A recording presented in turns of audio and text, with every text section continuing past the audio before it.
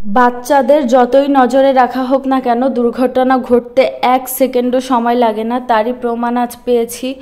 Hello everyone, আসসালামু আলাইকুম। কেমন আছেন সবাই? আশা করছি সবাই বেশ ভালো আছেন, সুস্থ আছেন।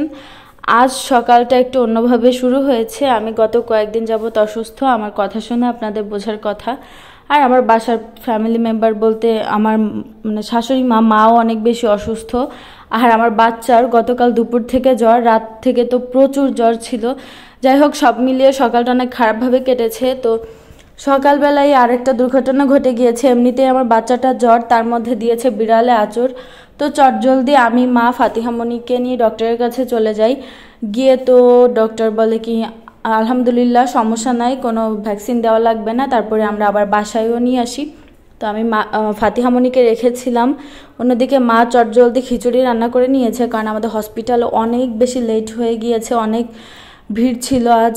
তো দুপুরে রান্না করেছিল খিচুড়ি, ডিম ভাজি আর শশা। আলহামদুলিল্লাহ এগুলোই ছিল আমার আজকের দুপুরের খাবার।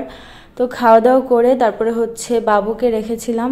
আর বাবু তার কিছুক্ষণ পরে তার চাচুদের সাথে ঘুরতে যায়, আর ঘুরতে গিয়ে ঘুমিয়ে যায়। এরপরে আমি আবার একটু মশলা চা করে খাচ্ছিলাম, একটু স্বস্তি পাই এজন্য। আর এমনিতেই চা আমার পছন্দ, এটা তো আপনারা সবাই জানেন।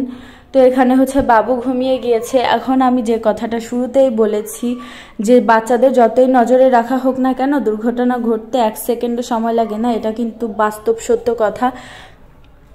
আর যখন বিড়াল আঁচড় দেয় বাবুকে, আমরা সিঁড়ির উপরেই বসাছিলাম, বাবু আমার কোলে ছিল।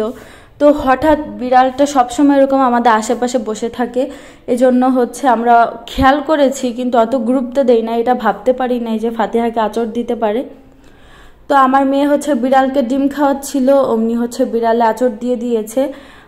আল্লাহর রহমত ছিল, এজন্য হয়তো অল্প আঘাত লেগেছে। যদি বেশি লাগতো তাহলে তো ওকে ভ্যাকসিন দেওয়া লাগতো। তো সবাই আমাদের জন্য দোয়া করবেন, আমরা সবাই যেন দ্রুত সুস্থ হয়ে যাই।